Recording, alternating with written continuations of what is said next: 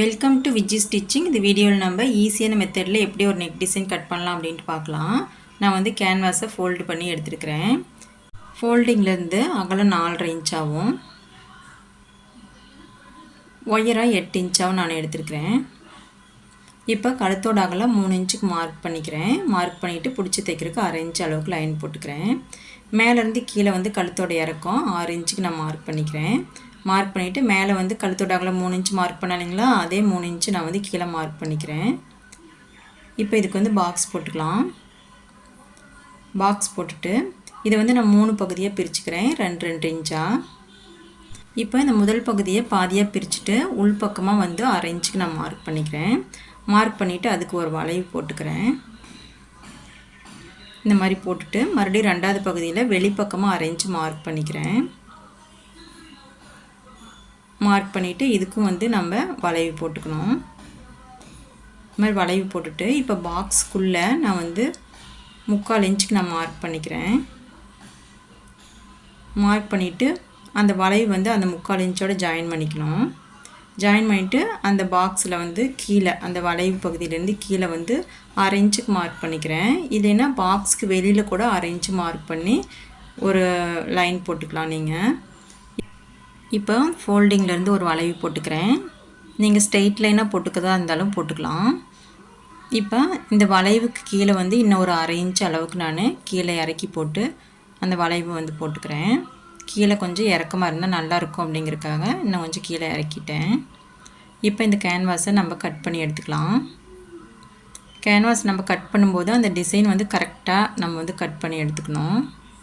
அப்போ தான் ஸ்டிச்சிங் பண்ணி வரும்போது இதே மாதிரியே இருக்கும். இப்போ நான் லைனிங்கில் வச்சு நான் ஒரு அயன் பண்ணி எடுத்துக்கிட்டேன். எடுத்துகிட்டு இப்போ இந்த கிளாத்து எக்ஸ்ட்ரா இருக்குது இல்லைங்களா, இதை வந்து கரெக்டாக கட் பண்ணி எடுத்துக்கலாம். எடுத்துகிட்டு இதை நம்ம மடித்து தைச்சிக்கலாம்.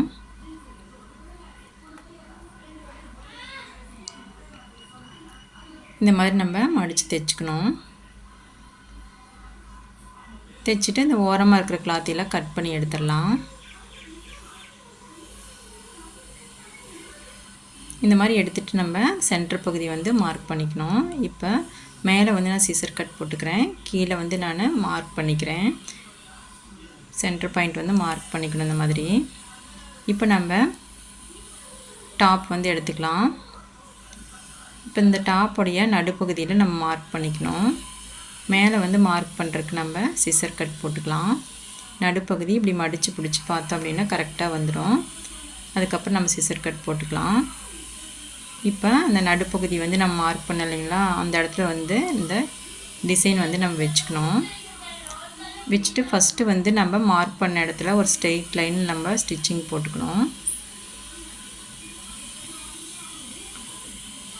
இந்த மாதிரி ஸ்டிச்சிங் போட்டோம் அப்படின்னாக்கா அந்த கழுத்து பகுதி வந்து நகராமல் அப்படியே இருக்கும் டிசைனு. இப்போ நம்ம அந்த கேன்வாஸை ஒட்டியே நம்ம தையல் போட்டு வரணும். இந்த ஷார்ப்பாக இருக்கிற இடத்த வளைவு இருக்கிற இடத்துல எல்லாம் கரெக்டாக நம்ம பார்த்து திருப்பிக்கணும்.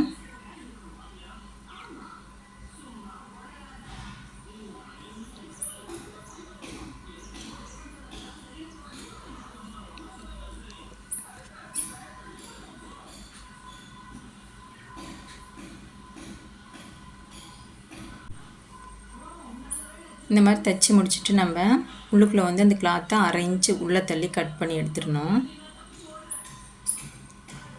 கரெக்டாக அந்த கார்னரில் வளைவுல எல்லாம் நம்ம வந்து கரெக்டாக கட் பண்ணிக்கணும்.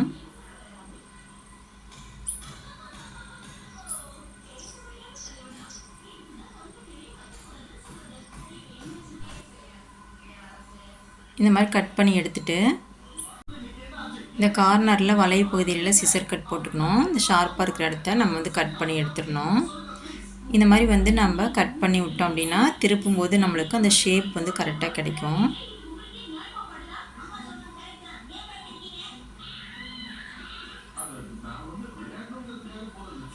இப்போ நம்ம இதை திருப்பி எடுத்துக்கலாம்.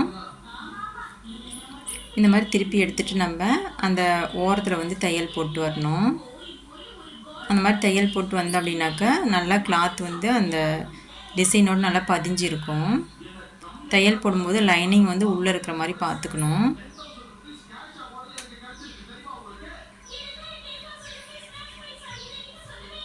அந்த வளைவு பகுதியில் நம்ம வந்து கரெக்டாக திருப்பிக்கணும். திருப்பி நம்ம இந்த மாதிரி தைச்சிட்டே வரணும். ஒரு பிகினராக இருக்கிறவங்க இந்த மாதிரி மெத்தடில் நெக் டிசைனை கட் பண்ணி தைச்சி பாருங்கள். ரொம்ப ஈஸியாக இருக்கும்.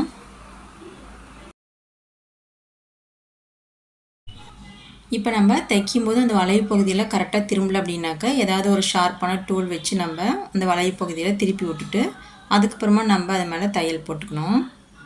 அவ்வளோதாங்க. நம்ம வந்து நெக் டிசைன் வந்து ஈஸியான மெத்தடில் தைச்சி முடிச்சிட்டோம். இந்த வீடியோ வந்து ஒரு பிகினருக்கான வீடியோங்க. இந்த வீடியோ உங்களுக்கு பிடிச்சிருந்தது அப்படின்னா நீங்களே இதே மாதிரி ட்ரை பண்ணி பாருங்கள். தேங்க்யூ.